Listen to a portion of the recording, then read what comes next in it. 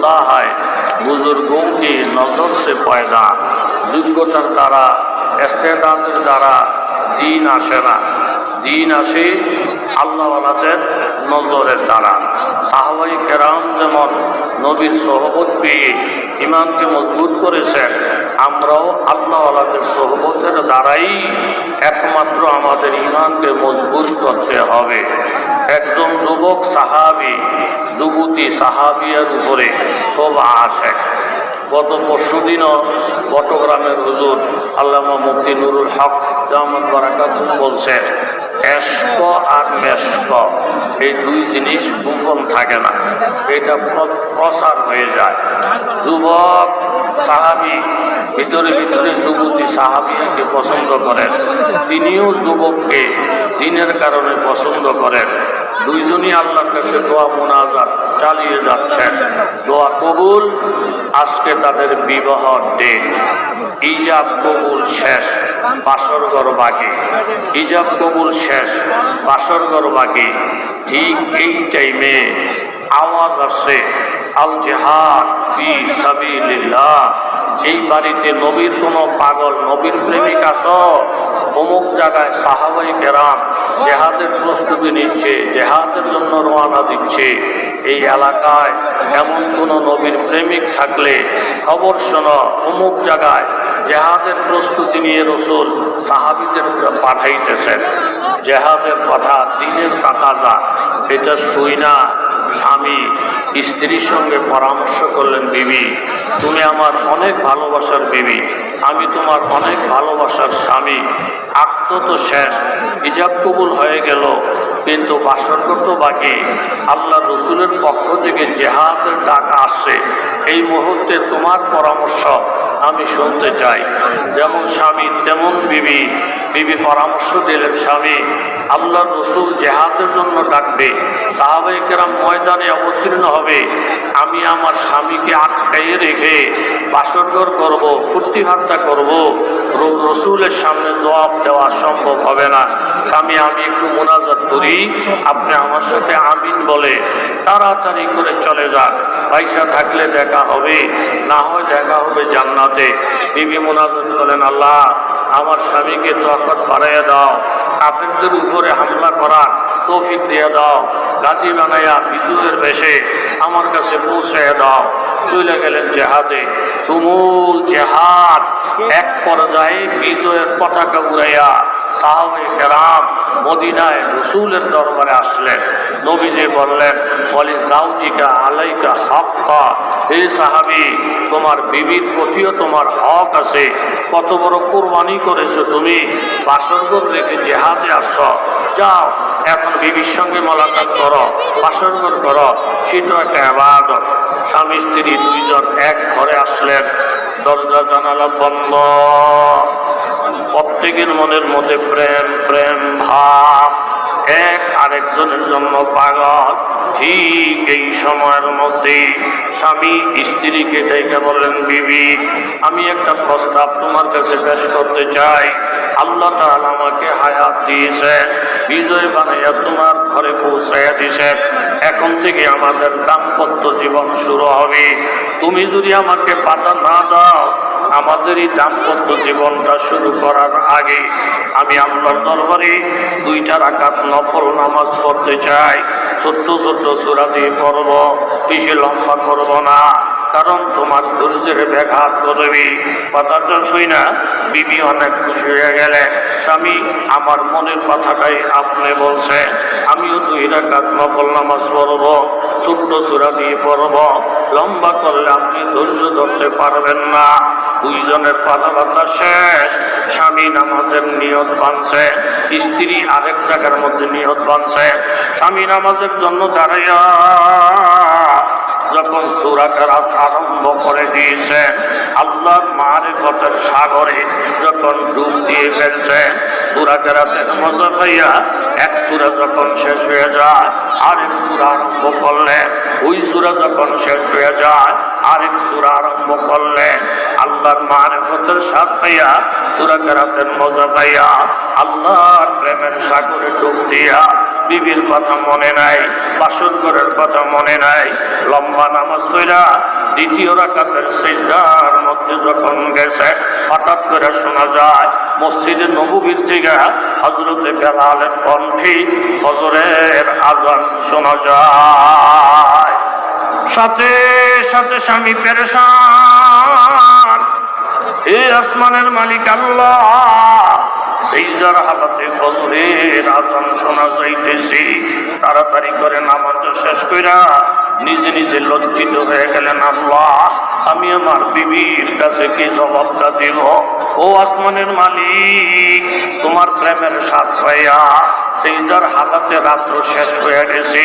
আমার বিবি না জানি কতবার আমার দিকে চোখে মারছে, আমাকে দেখার জন্য ইন্তজার করছে। বিবির মনে না জানি কত কষ্ট জমে গেছে। আল্লাহ তুমি তো জানো, তোমার প্রেমের মজা পেয়া বিবির প্রেমের কথা মনে নাই। চোখের পানিগুলো মুইসা আস্তে আস্তে যখন বিবির রুমে গেছে, বিবির রুমে গিয়ে দেখেন বাবা বিবির নামাজ এখনো শেষ হয় নাই। বিবির সিজদার হালাতে দেখা যায়। দেখে বলেন, বিবি গো আমার, আল্লাহর কসম মসজিদের মধ্যে ফজরের আযান শুরু হয়ে গেছে। বিবি মনে মনে লজ্জিত হইয়া নামাজ শেষ কইরা স্বামীর পায়ের মধ্যে পড়ে গেছে। স্বামী গো আমার, আজকে সারাটা রাত্রি না জানি আপনার কত কষ্ট হয়েছে। বারবার আমার দিকে নজর করছে, বারবার আমার ইন্তজার করছে, কিন্তু আল্লাহর কসম নামাজের মধ্যে দাঁড়াইয়া মাবুদের প্রেম যখন অন্তরে ঢুকে গেছে, মাবুদের প্রেমের মজা যখন পেয়ে গেছি, দুনিয়ার প্রেমিকের কথা ভুইলা গেছি। স্বামী আমাকে মাফ করে দেয়। স্বামী একটা মুস্কি হাসি দিয়ে বললেন, বিবি গো আমার, আল্লাহর জাতের কসম খেয়ে বলছি, যেই মাবুদের প্রেমের মধ্যে পইরা স্বামীর কথা মনে নাই, ওই মাবুদের প্রেমে পইরা আমারও তোমার কথা মনে নাই।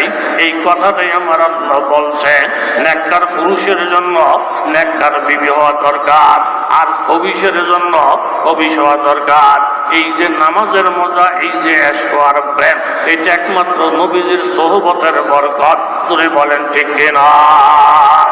হযরতে বুরাইদা আসলামী রাদিয়াল্লাহু একজন সাহাবী নবীর দরবারে এসে বলেন, ইয়া রাসূলুল্লাহ, আমি বিবাহের উপযুক্ত একজন সাহাবী,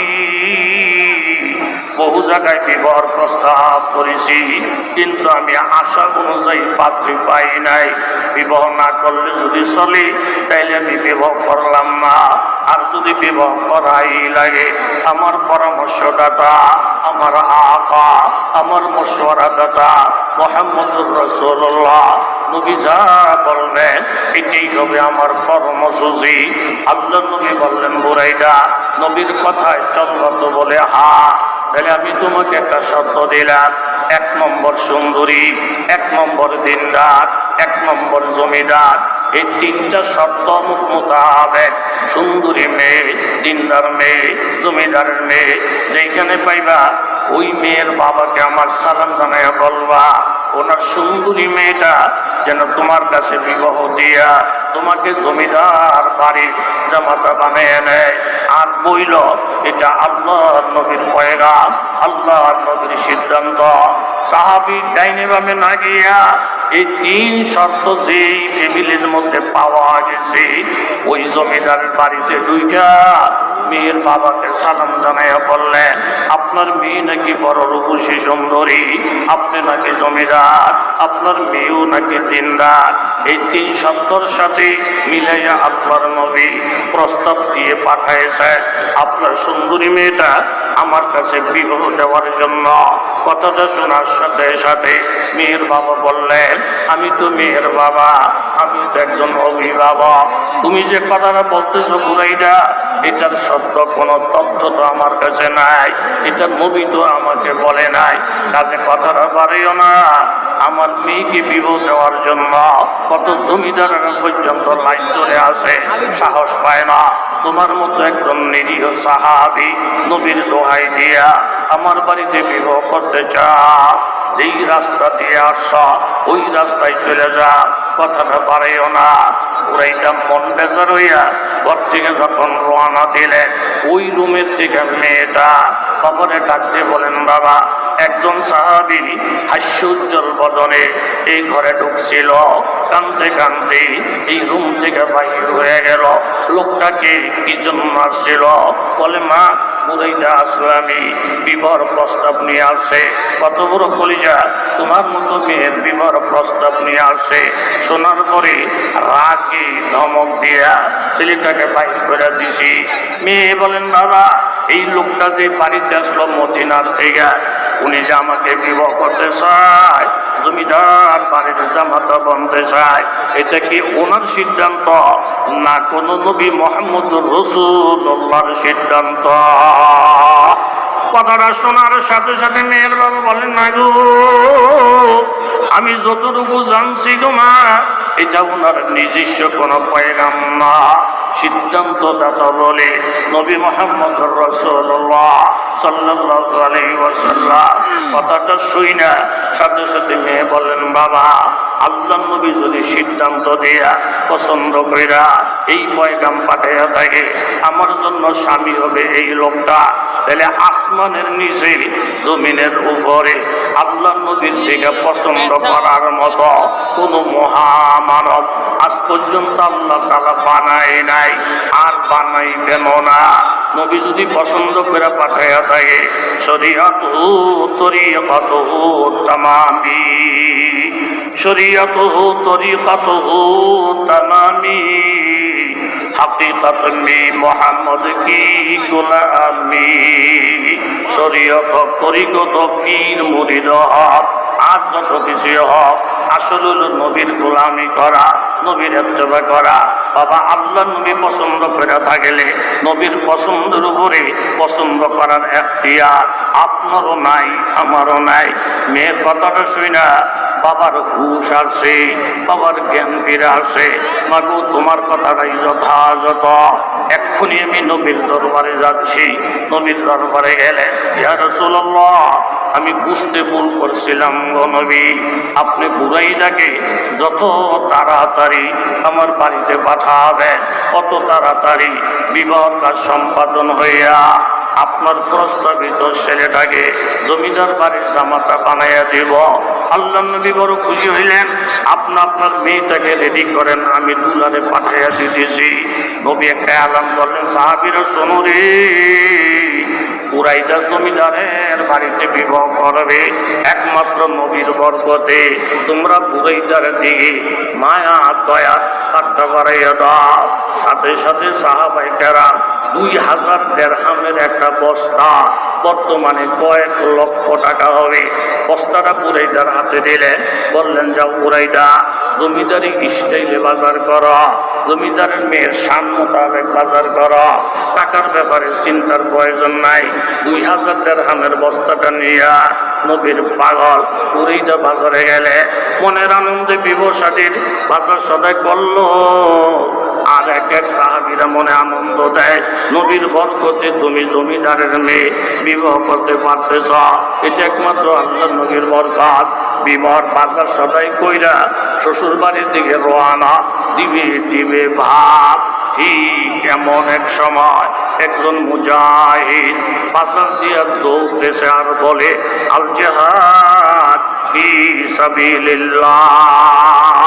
এই বাজারের মধ্যে এমন কোন নবীর পাগল আসুনি, অমুক জায়গায় আল্লাহর কোরআন অপমান হয়ে যায়, মুসলমানেরা কাফেরদের হাতে মার যায়, এরকম কোরআনের পাগল মুসলমান ইসলামের পাগল এই বাজারে কেউ থাকলে এখানে বলে দিলেন তাড়াতাড়ি গিয়ে মুসলমান ইসলামের পক্ষে তলোয়ারটা ধরো। কথাটা শোনার সাথে সাথে পুরাইটা চিন্তা করলেন, একদিকে শ্বশুর বাড়ির টাকা যা, আরেকদিকে ইমান ইসলামের টাকা যা। আমি যদি এই মুহূর্তে শ্বশুর বাড়িতে গিয়ে আনন্দ ফুর্তি করি, অন্য মুসলমানেরা মার খায়, আল্লাহর কাছে জবাব চলতো না। সাথে সাথে সদাইগুলা নিয়ে দোকানদারকে বলেন বাবা তুমি তোমার সদাইটা রেখে দাও, টাকাটা আমাকে ফেরত দাও। টাকাটা ফেরত লইয়া একটা ঘোড়া কিনলেন আর একটা তলোয়ার কিনলেন।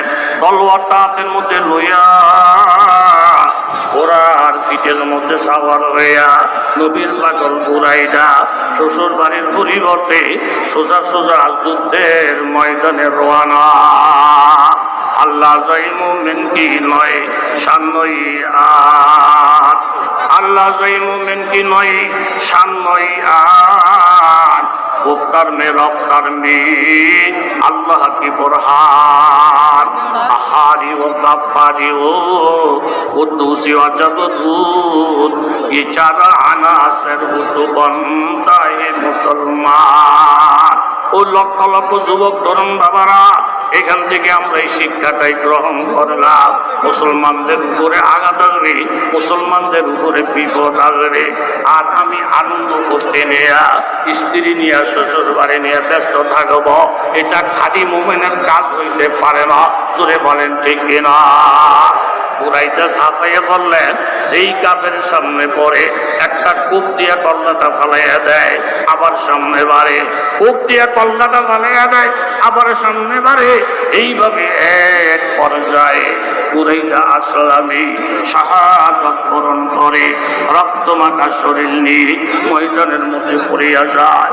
নবীর দরবারে খবর আসছে, রাসূলুল্লাহ ইসলামের পাগল, কোরআনের পাগল শ্বশুর বাড়িতে না গিয়া ইমান বাসনের জন্য, কোরআন বাসনের জন্য জিহাদের ময়দানে শাহাদাত বরণ করছে। নবী বললেন, সেনাপতি আমি মুহাম্মদুর রাসূলুল্লাহ আসবো, কুরাইশার লাশ উঠাবো, ইমাম হইয়া জানাজা পড়াবো, আমি নিজের হাত দিয়ে কবরের মধ্যে আল্লাহর কাছে কুরাইশাকে আমানত রাখবো। আল্লাহর নবী আসলে লাশ উঠাইলে সাহাবীদেরকে বললেন, তোমরা সব সোজা করো। সাহাবায়ে কেরাম কাতার সোজা করলেন। আল্লাহর নবী ইমামতির জায়গায় গেলেন। আল্লাহর নবী একটা এলান দিলেন, ও সাহাবীরা শোনো, আমি নবী নবুয়তের চক্ষু দিয়া দেখি এই ময়দানের মধ্যে জানাজায় শরীক হওয়ার জন্য আসমান থেকে এই পরিমাণ ফেরেশতা নাজিল হয়ে গেছে, যেই দিকে তাকায় শুধু রহমতের ফেরেশতা আর ফেরেশতা দেখতে পায়। জানাজা যখন শেষ, এই লাশ নিয়ে যখন রওনা, আল্লাহর নবী হঠাৎ করে আসমানের দিকে তাকাইয়া একটা মুস্কি হাসি দিলে। সাহাবায়ে কেরাম বলেন, ইয়া রাসূলুল্লাহ এই মুহূর্তে মুস্কি হাসির রহস্যটা কি?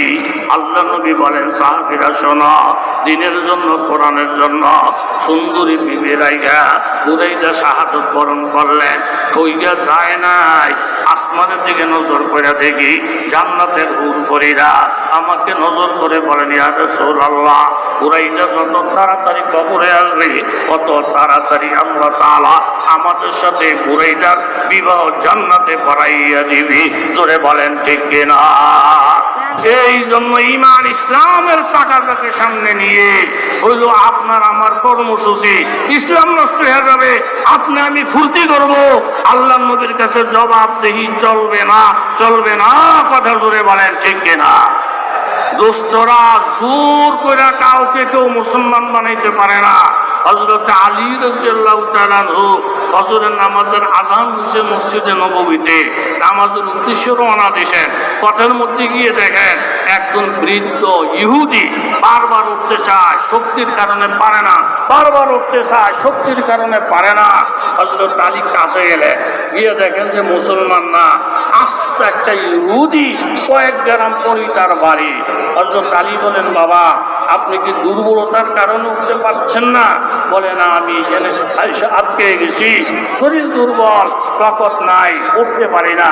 আলী রাদিয়াল্লাহু বলেন, দেখেন আমরা যেই নবীর কলমা পড়ছি, এই নবীর আদর্শ হইল কোন শক্তিশালী লোক সমাজে থাকলে দুর্বল লোকের সাহায্য করা, সে যেই হোক, যেই ধর্মেরই হোক, যেই দলেরই হোক, দুর্বলকে শক্তিশালী সাহায্য করা, এটা নবীর আদর্শ।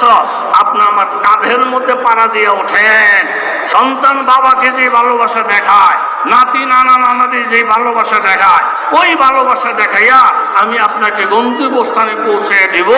যদিও আপনি একজন ইহুদি, যদিও আমার ধর্মের বিপরীত ধর্মের, কিন্তু আপনি জয়ীফ, আপনাকে দল মত নির্বিশেষে সহযোগিতা করা, এটা আমার নবীর আদর্শ। কান্দের মধ্যে বহন কইরা হযরত আলী যখন রওনা দিছেন, কাছাকাছি যাওয়ার পরে বাড়ির লোক নজর করে দেখে শেরে খোদা হযরত আলীর কান্দে কাদায় বসা। এরা সব একমত। আলী সহ যদি বাড়িতে আসে, আইসে জিজ্ঞাসা করবো এই ঘরে কারা, খবর দে, আসবো এক কোপ দিয়ে কল্লা ফালাইব। ওই ঘরে কারায়, খবর দাও, আসবে এক কোপ দিয়ে কল্লা ফালাই দিবে। আলীর সাথে মোকাবেলার সাহস আমাদের নাই। ফলারে ফলা, যে যেদিকে পথ দেখো ফলাইয়া যা। মুহূর্তের মধ্যে পুরা বাড়ি খালি। হযরত আলী ইহুদিকে রাইখা যখন মসজিদের দিকে রওনা দিলেন, আস্তে আস্তে এদের ঘুম ভাঙছে। আলী তো মারে নাই, দাদা তো এখনো জীবিত। আইসা জিজ্ঞাসা, দাদা এখনো আপনি মরেন নাই, আপনার কলিজা কত বড়। সে রেখে আলীর হাতে ধরা পড়া, এখন আপনি জ্যাঠা। উনি বুঝাইলেন, ইসলামের নাম শুনছ, মোহাম্মদের নাম শুনছ, ইমান ইসলাম কি জিনিস বুঝো না।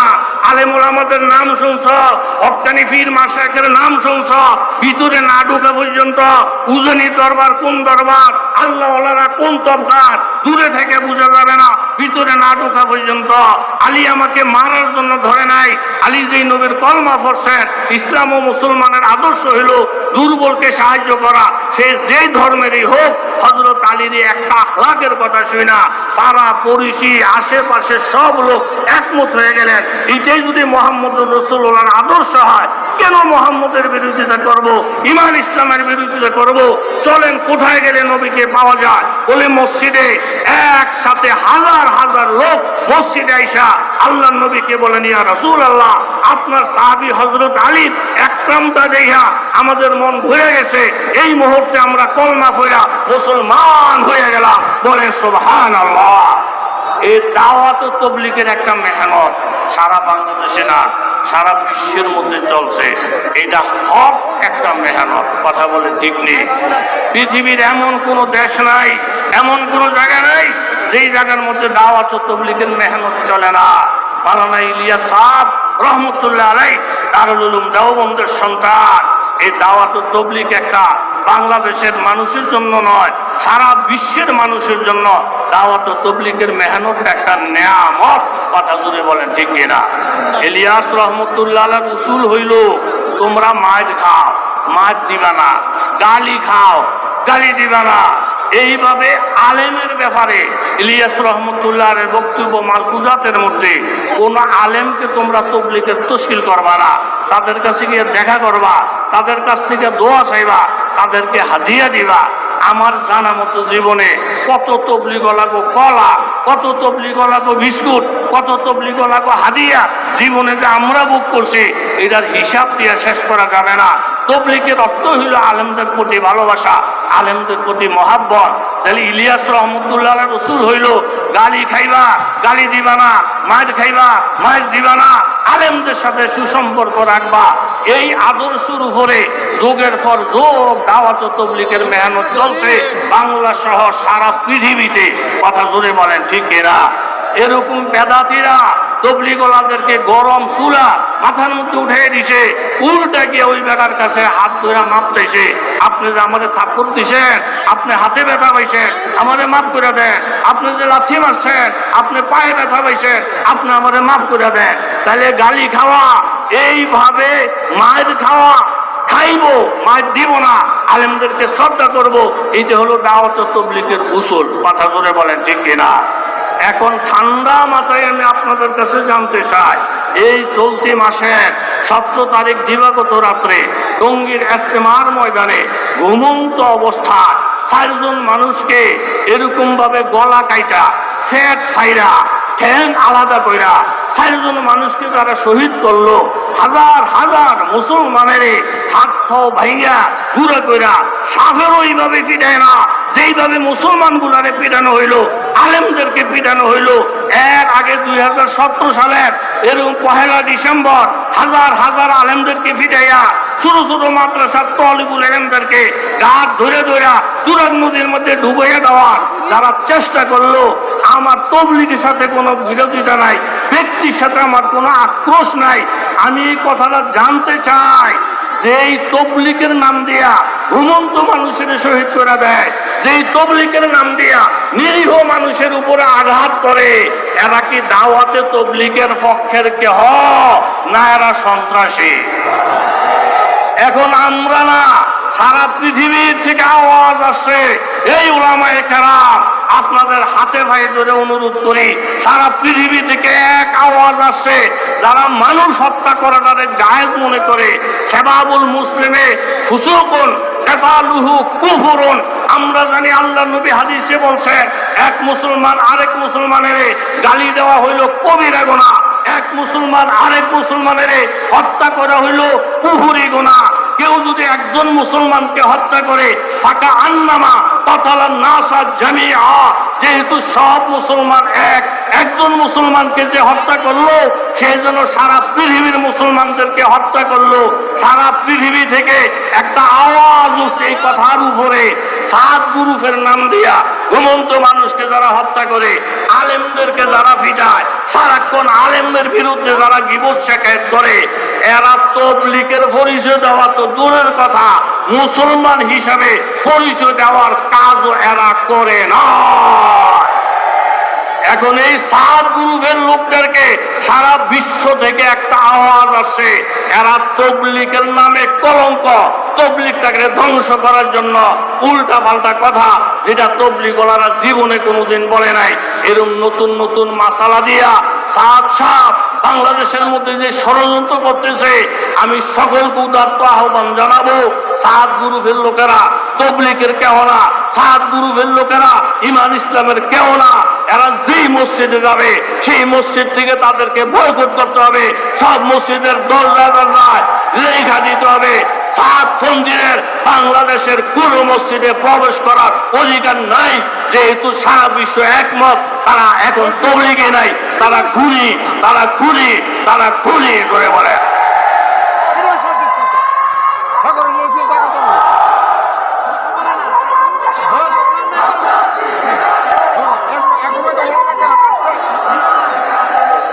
আমরা এখন দেখতেছি হাজার হাজার মুসলমান তওবা করে আলেমদের হাতে তওবা করে এখন তারা আলেমের পক্ষ অবলম্বন করতেছে। কথা বলেন ঠিক কিনা? জিজ্ঞাসা করা হইতেছে কেন? হুজুর সারাক্ষণ শুধু হুজুরদের বিরুদ্ধে কথা, সাহাবের কথা তর্জমা বুঝা ছাড়া কোরআন শরীফ পড়লে বলে এই কোরআন শরীফ তেলাওয়াতের দ্বারায় সওয়াব হবে না। অথচ এখানে লক্ষ লক্ষ মানুষ আছেন, হাদিস শরীফের মধ্যেই কথা আছে, আলিফ লাম মিম এই আয়াত যদি কেউ পড়ে, আল্লাহু আ'লামু বিমুরাদিহি বিযালিকা, আলিফ লাম মিম এই আয়াতের অর্থ কেউ জানে না। সকল মুফাসসিরিনরা বলেন এই আয়াতের ব্যাখ্যা আল্লাহ ছাড়া কেউ জানে না। যে আলিফ লাম মিমের তরজমা পৃথিবীর কেউ জানে না, নবী সন্দেহ দূর করে দিলেন। সে আলিফ লাম মিম যদি কেউ পড়ে 3টা হরফের বিনিময়ে কমপক্ষে 30টা নেকি হবে। চোখের মধ্যে আঙ্গুল দিয়া আল্লাহ রসুল দেখিয়ে দিলেন, অর্থ বুঝা ছাড়াও যদি কোরআন পড়ে সেখানে সওয়াব আছে। এখন এই 7 সার এই কথা যখন বলে দিছে, অর্থ বুঝা ছাড়া কোরআন পড়লে লাভ নাই, তাহলে হেফজ মাদ্রাসার মধ্যে লক্ষ লক্ষ ছাত্ররা কোরআন পড়ে, তাইলে কোনো সওয়াব নাই। এই তাবলীগওয়ালারা লক্ষ লক্ষ তাবলীগওয়ালা সাধারণ পাবলিক কোরআন শরীফ পড়ে, সওয়াব নাই। তাহলে আস্থা নবীর হাদিসের বিরুদ্ধে যার অবস্থান এত মানুষের কাতারের মধ্যেই থাকে না। আপনারা দেখেন ওলীদ ইবনে মুগীরা গুস্তাখে রসুলের সাথে বেয়াদবি করছে। বেয়াদবি করার কারণে আল্লাহ তাআলা ওলীদ ইবনে মুগীরার শানে, আমার নবীর শানে 17টা আয়াত নাযিল করেছেন। নবীর পবিত্রতা বর্ণনা করতে গিয়ে এক পর্যায়ে আল্লাহ তাআলা বলেন, এ দুনিয়ার মানুষ, যে ওলীদ ইবনে মুগীরা আমার নবীকে গালি দিছে, নবীরে গালি দেয় যারা, আলেমদেরকে গালি দেয় যারা, তাদের চরিত্রটা কেমন এই কথাটা স্বয়ং আল্লাহ কোরআনের মধ্যে বলেন। এর মধ্যে মান্নাইল লিল খায়র, ওলীদ ইবনে মুগীরা একটা চরিত্র হইল ভালো কাজের মধ্যে বাধা দেওয়া, ভালো কাজের মধ্যে বাধা দেওয়া। 8 নম্বর তার চরিত্র হইল উতুল্লে, সে বদমিজাজ, কথাবার্তার রাত ব্যবহার খারাপ। আর 9 নম্বর, যে ওলীদ ইবনে মুগীরা নবীরে গালি দিছে, আল্লাহ তাআলা তার পরিচয় করাইছেন বাদা যালিকা জানিব, যে ওলীদ ইবনে মুগীরা আমার পবিত্র নবীরে গালি দিছে, এই ওলীদ ইবনে মুগীরার জন্ম ঠিক নাই, তার বাবা ঠিক নাই। এ আর আম্মরে জিজ্ঞাসা করছে, মা আমার বলে জন্ম ঠিক নাই, কে বলছে? বলে মোহাম্মদকে কে জানাইলো? বলে আল্লাহ। বাগান বেশি লাগালাগি করো না, আসলেও তোমার জন্ম ঠিক নাই।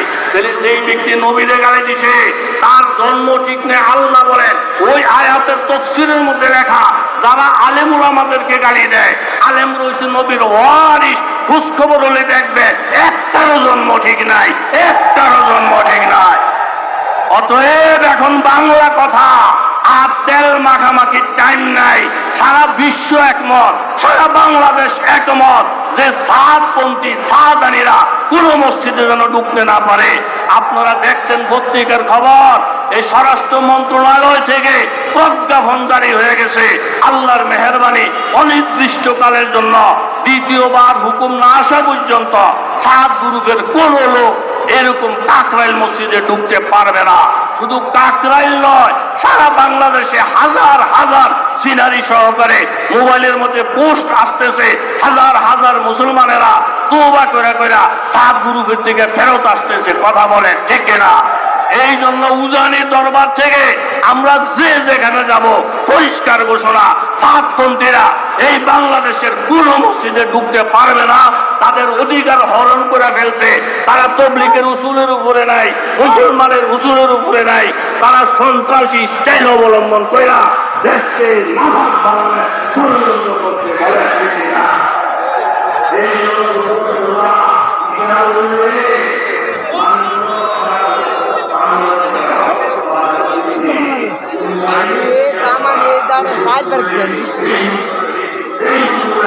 আধা ঘন্টা দাঁড়িয়ে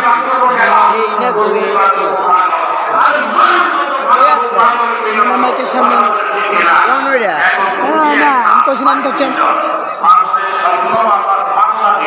রাম কই না মাথা তো নেড়িয়ে আসছে ভুলের কাছে যাইতে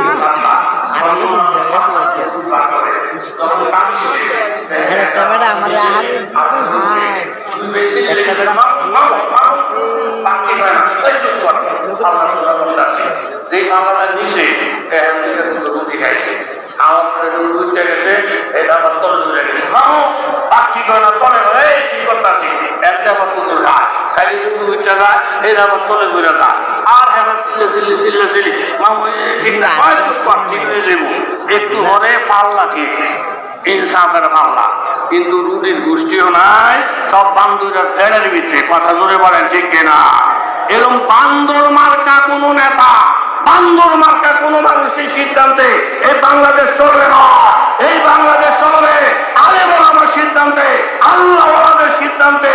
আমাদের পাশের রাষ্ট্র ভারত, এই ভারতও যদি আমাদের দেশ নিয়ে চক্রান্ত করে ষড়যন্ত্র করে, মুফতি আমিনী রহমতুল্লাহ আলাইহি বলে গেছিলেন আমাদের তিন দিকে ভারত, আমরা ভারতের ফেরের ভিতরে আছি।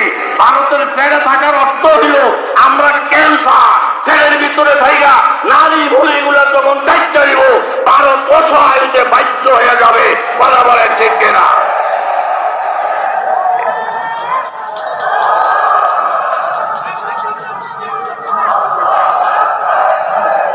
এই জন্য দোস্ত, উজানির ময়দান আল্লাহ ওয়ালাদের ময়দান, এরকম ফির মাসে একটা ময়দান। উজানির দরবার নিয়া, কোন আল্লাহ ওয়ালার দরবার নিয়া কেউ কোন রকমের মুখ কুশাই লব কুশাই করবেন না। উজানির সাথে যার সম্পর্ক ভালো থাকবে আল্লাহ তারে তরক্কি দিবে। পাকা চোখে দেখবেন চোখটা নষ্ট হয়ে যাবে, পাকা চোখে দেখবেন চোখটা অন্ধ হয়ে যাবে। জোরে বলেন ঠিক কিনা? কাজে বর্তমান জমানায় আমরা সব ঐক্যমত হইতে হবে। স্বামী স্ত্রী দুইজনের মধ্যে ঝগড়া, স্বামীটা একরকম, স্ত্রী আরেক রকম, দুইজনের দুই দল। স্বামী বহু বুঝাইছেন, বিবি দলাদলি তো তুমি আর আমি এক হয়ে যাই। কোনো ওয়াজ নসিহত তাবিজ তোমার কিছুতে বিবি হেদায়েত হয় না। স্বামীর মনে কষ্ট। হঠাৎ করে একদিন রাত্র গভীর, স্ত্রী তার রুমের থেকে উঠা স্বামীরে জড়াইয়া ধরছে।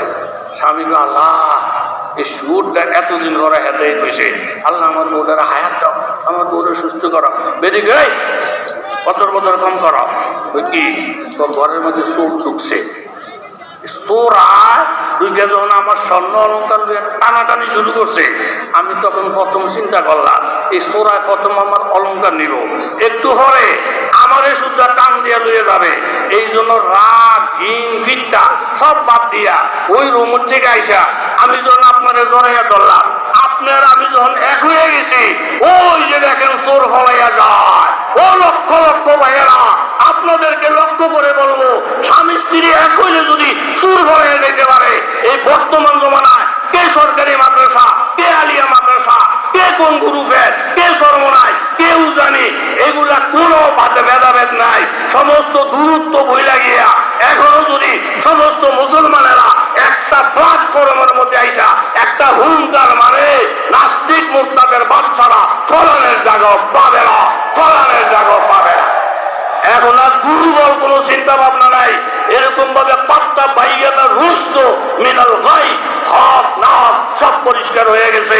এখন বুঝা গেছে আলেমের গ্রুপে যে তবলিগলারা এরা হইল হক, আলেমের বিরোধিতা যারা করে এরা হইল না হক। কথা বলে ঠিক কিনা? এই একটা কথা বললি শেষ।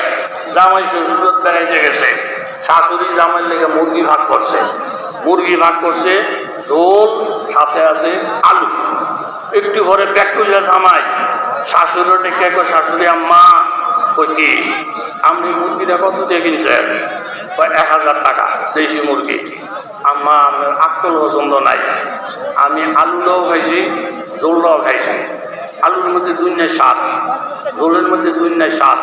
আম্মা আমি চিন্তা করে দেখছি, এই আলু দিয়ে দুনিয়ার ভাত খাওয়া যায়, ঝোল দিয়ে দুনিয়ার ভাত খাওয়া যায়। মুরগিটা রাগ করছে অনার্থক, এক খেলে দরকার হইয়াছিল না।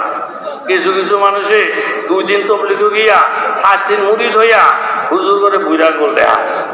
এই খাদ্যদের কিছু লোক আসে না নাই, হুজুর মাইনাস মাইনাস ওয়ান্টো ওয়ান্টো, আমাকে এখন আর দরকার নাই, আমরা তবলিগ চিল্লা দিয়া দিন ঠিক চালাইছি, আমাকে দরকার নাই, আমরা অমুক জায়গার মধ্যে মুড়ি হয়ে গেছি। শাশুড়িটাই কেবল ও পেট্রোল কামায়, আলুর স্বাদ খাইয়া মুরগির কথা বুঝে গেছ, জোলের স্বাদ খাইয়া মুরগির কথা বুঝে গেছ, 2 দিনের একদিন তবলিগ কইরা আলেমের কথা বুঝে গেছ। ও দেখ করলে জামাই, আলুর মধ্যে স্বাদ থাকবো তখন আলুর সম্পর্ক যদি মুরগির সাথে থাকে, ঝোলের মধ্যে স্বাদ মানি ঝোলের স্বাদ থাকবো তখন এই ঝোলের সম্পর্ক যদি মুরগির সাথে থাকে। যেই আলুর সাথে মুরগির সম্পর্ক নাই, যেই ঝোলের সাথে মুরগির সম্পর্ক নাই, ওই আলুরও কোনো মজা নাই, ঝোলেরও কোনো মজা নাই। যেই তবলিগের সাথে আলেম ওলামা নাই, যেই পীর মাশায়েখের সাথে আলেম ওলামা নাই, আল্লাহর কসম ওই তবলিগ ওই পীর মুরিদের মজা স্বাদের পুষ্টিও নয়। এই জন্য আমরা এখন পরিষ্কার সব জায়গার মধ্যে আলেম লাগবে। আজকে আমি এক জায়গায় বলছি, বেশি বদর বদর যদি করেন ভাগরি লইয়া সালসিল্লা দিছে ঠান্ডা দিয়ে না সামনে তারা করে বলবো ফরা দেখা মার দিবেন নামাজ, পড়াতি জুমার নামাজ, পড়াতি জানাজার নামাজ, তখন দেখবেন ভাগরি লইয়া সালি লইলেও দিস পাইতো না। কথা বলেন ঠিক কিনা? এই দেশের প্রত্যেকটা মানুষের একটাই কথা, হুজুর আপনাদের সাথে এই দেশের সব মানুষ আছে, আজান দেন আপনারা, একামত আপনারা, ইমামতি করেন আপনারা, খুতবা পড়েন আপনারা, দলিল প্রমাণ সব আপনাদের হাতে। অতএব এই দেশের মানুষ আলেমদেরকে ভালোবাসে। আলেমের বিরুদ্ধে অবস্থান নিবা, সামরাটাও থাকবে না, সামরাটাও থাকবে না। উজানির দরবার হক দরবার, এই দরবারের পরিধি দিন দিন আরো বাড়তে পারে। আমরা সক্রিয়ভাবে চেষ্টা করবো তারা তারা হাত তুলে দেন। আর কাদিয়ানিরা কাফের, কোনো সন্দেহ নাই, কাদিয়ানিরা কাফের। কাদিয়ানিদেরকে রাষ্ট্রীয়ভাবে অমুসলিম ঘোষণার জন্য যেগুলো কর্মসূচি আসলে ময়দানে